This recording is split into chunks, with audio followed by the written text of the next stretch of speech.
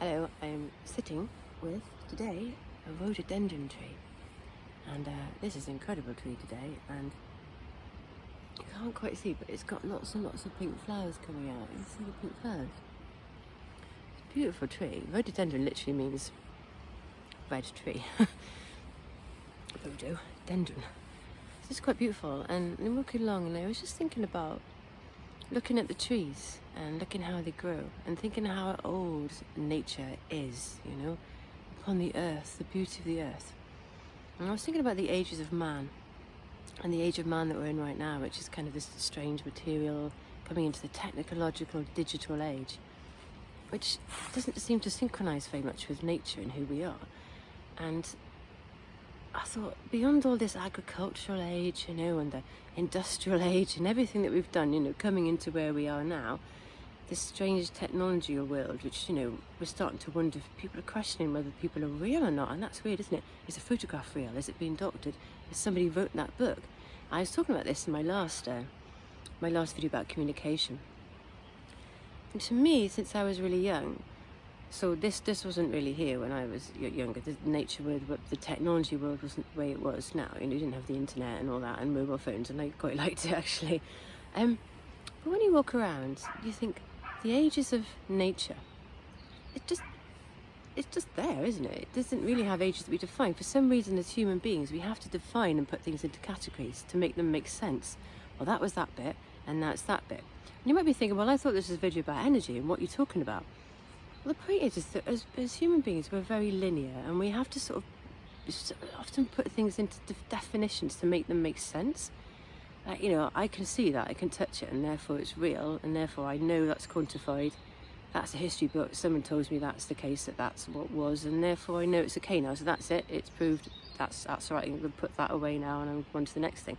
There's a lot of us work like that, and that's fine because there are things that we've learned so much from science, and that's amazing.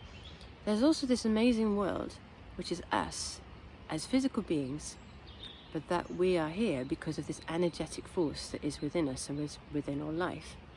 So where we go around, we're categorizing and making things into history, and we learn from this book or there's a world that's in everything, and it's here in the natural world, it's here in us, it's all around us. We can't really see it, but it's there. And so some of our greatest scientists understood this. They understood that everything is energy. Einstein, for instance, Tesla, amazing, intelligent people who got it, and they got this presence which was underlying all the physical world.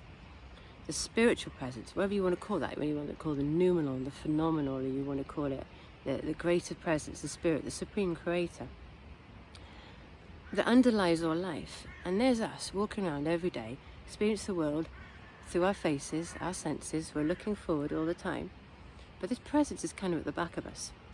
Running through all life is an energy force, and all of us have an energy field. It's a lot of people unless you've grown up with that way of thinking and feeling, a lot of people will put that aside and just go, well, I can't see it, I can't prove it, and you're just like a big hippie, aren't you? But this has been something that's been recognised by a lot of cultures for a long, long time. And this sense of being, there's the physical world, and it's beyond that. So it's kind of behind, the spiritual world is behind that, and the energy flow is what is our life force. So you might talk about the chakra systems, we might talk about dantians, we would talk about energy centers in our bodies that we can work with for healing, when we're channeling energy, and when we can heal energy blockages within us that might be affecting the physical body. And we connect with these trees, they have an energy field as well. And when you walk into a woods, you feel an energy of being there. Now when I talk about energy, one really good way to think about energy is like when you walk into a room and you think, oh, I really like it in here, I feel really nice in here, and it's got good energy, isn't it? And we use energy more than we realise. You meet a person, you go, oh, I really like this person. Oh, I think I like to be their friends. They've got a really nice vibe about them. Because you're resonating and vibrating on the same energy wavelength as them. Sometimes you walk into a room and you think, I don't like this. I feel a bit of sense of panicky or danger. Always listen to your intuition, because you're sensing everything on an energetic level before you actually think about it on a conscious thinking level. The subconscious and your gut intuition, your heart energy, all these things are there to protect you, because they're sensing things on that bigger energetic realm. We're very limited because we only use a small amount of our brain, our conscious thinking mind, and we tend to think, Well, like I say, I understand that now, and therefore that's it, it's all sorted now.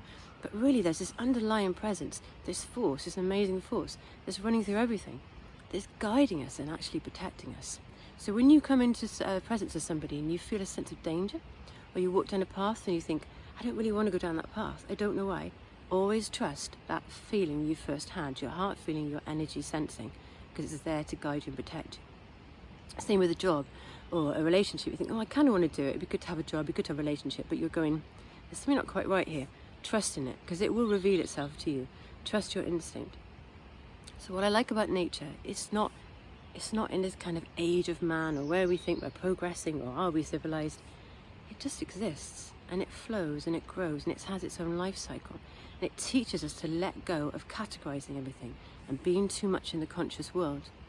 Because ultimately, the senses are what we experience the world through. And therefore it goes into our brain and we think that's what's real. It's one tiny part of the surface of what is really going on. Go for a walk in nature and sit down with a tree. They have an energy field and you will pick up on it. They have a healing energy field as well. I spend a lot of time here because I feel that inside I feel very grounded and I feel very balanced. When you go into the world of feeling about energy and it becomes the way that you live life, you flow with what your feelings are, and you flow by being in tune with that bigger presence, which is constantly there. You're constantly connected to it. It's just not this front-facing physical world. The world of the technology world that we're in now will pass. It will all change. But this will stay. No matter what happens, everything will regrow and change in its own cycle. And we will be in that energy world, irrespective of whatever happens. A lot to think about, and it's a beautiful day, and I'm wishing you a lot of love today as always, and I hope to catch up with you again soon, and leave any comments if you feel you'd like to have a discussion about it, and take care and speak to you soon.